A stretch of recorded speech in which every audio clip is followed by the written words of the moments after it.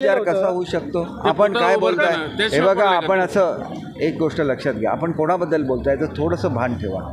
हा पुतळा कोणी बसवलेला आहे? हा पुतळा बसवताना ती जबाबदारी नेव्हीवर देण्यात आलेली होती. आपण असं बोलू शकत नाही नेव्हीबद्दल. जे लोक बोलत आहेत त्यांना स्वाभिमान नाही आहे का? आपल्या राष्ट्राचं रक्षण कोण करतं?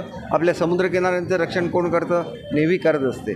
आणि त्याच्यामुळे निश्चितपणे ती त्यातली टेक्निकल एजन्सी नाही, पण त्यांची भावना काय होती की छत्रपती शिवाजी महाराजांचा पुतळा या ठिकाणी उभा राहायला पाहिजे. ती पहिले नेव्हल किंग आहेत ते, म्हणजे ज्यांनी नाविक दल उभारलं असे पहिले राजे हे छत्रपती शिवाजी महाराज होते.